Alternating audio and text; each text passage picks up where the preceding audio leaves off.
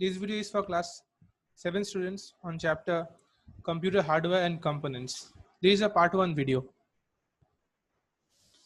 So how do you define a computer? By a bookish term, we might say that a computer system is an electronic device that accepts data as input through input device like keyboard and mouse, processes the input data by performing mathematical and logical operations through the processor, and gives a desired output through output device like monitor and printer.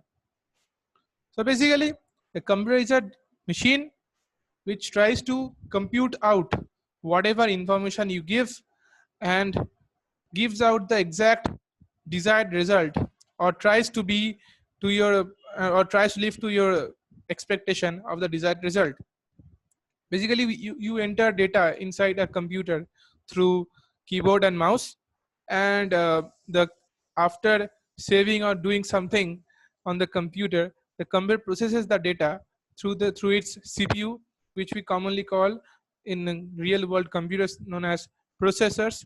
So processors are a piece of hardware that has certain things inside it that allows it to do mathematical and logical operations, and doing so that it gives out some kind of information that is legible to you. The concept of generating output information, that is how the data is getting processed, is given out through a layman's diagram. The input, so there are three processes, you might say. There are the three components of processing a data. That's input, process, and output. So when the user or you insert some amount of data inside a computer, along with the data has some instructions to how to process the data. So you exactly tell that how the process should be done.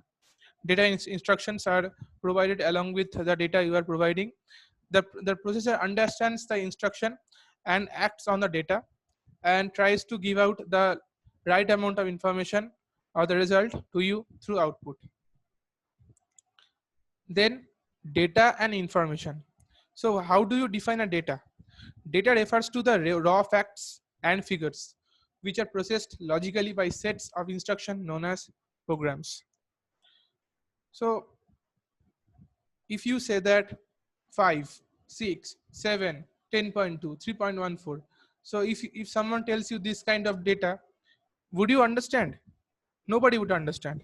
So without understanding the context, we might not know that what the data represents. So data are basically raw facts and figures that has to be processed logically through instructions. Now if someone tells that 56, so 56 what is 56? So and if someone tells you that he or she has got 56 on maths, so then you will understand that okay, then you will understand that, okay, he has got 56 in maths as marks. So that kind of information, when the data is being described in terms of any kind of context or mark sheet or say any kind of context, for that purpose, that data becomes an information. Because until and unless you understand that context, you don't understand the data. So data which is being used to make sure that it is being understandable through some kind of context is known as information. So going through the definition, that information on the other hand, which is logically processed or processing a set of data that is meaningful and timely. For example, let us say that the marks submitted by the teachers to the report generation may be considered as data, whereas the report card that is generated by the system is the information. Let us suppose that how the process of examination takes place in our school or many schools, that you give exams, students give exams, student submits the paper to the teacher. The teacher takes that paper and submits to the respective subject teachers.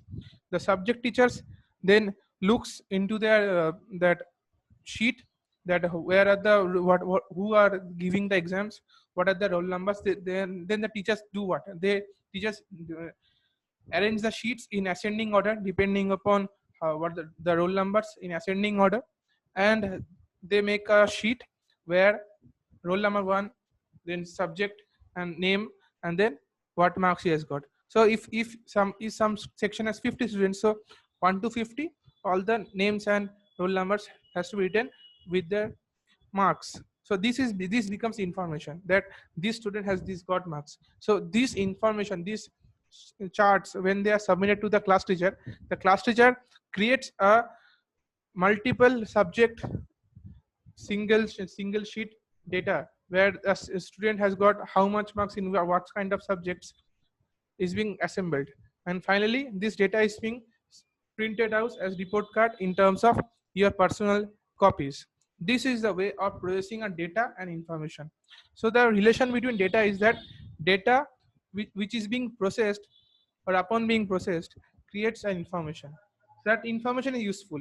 So these are relationship between data and information. Then hardware and software. So hardware refers to the tangible components or the machinery that the system makes up to. Hardware components accelerate data instruction, processes it, and generates the desired outputs. All input output processing devices, logical circuits are example of hardware.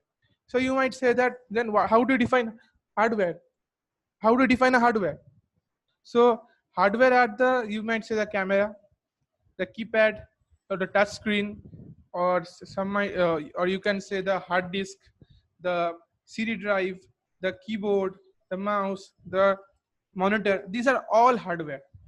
This all helps to insert or getting the data as physical device, or getting inside the data and processing it. So hardwares are basically piece of machines which when works with the hard software makes the computer a complete thing. So suppose let us say that a keyboard. So when you type on the keyboard, so basically what keyboard is a hardware. If the keyboard is not functioning well, then you will not be able to give any kind of data to the computer. So this is the way of submitting data to the machine. So then you might say that, so how do you get the outputs? So suppose we can say that the getting output is in terms of printer. So printer do what? The printer is also a piece of hardware. If it's not functioning well, you will not get the printed output. So printer, what does it do? It interprets the software, whatever is being written in the machine, and it just prints out the desired data. So the logical circuits, you might say that what are logical circuits? Logical circuits are where they are working inside your piece of machine, that the motherboard, the processor, these are all the logical circuits which allows you to store data, processes the data, and keeps on forever doing this unlimited times. So when then comes the software. So without the tight integration between hardware and software, a computer will not work perfectly. So if there is hardware, then we need to use software. Softwares are the programs on which the hardware acts upon, so that we can interact with the software as it feels like it is also a hardware part. So you can say that the software is a set of instructions that tells the computer to how to perform the task. So hardware, when you insert a data, you're just inserting the data through hardware. But the whatever you are typing inside the hardware, those are only machines.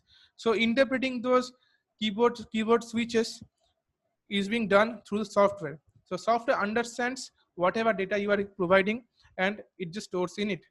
So piece of softwares are basically instructions that tells the computer how the task should be performed and how the task should be well performed to give a desired output.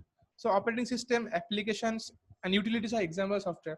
Operating system meaning those softwares which control the whole hardware.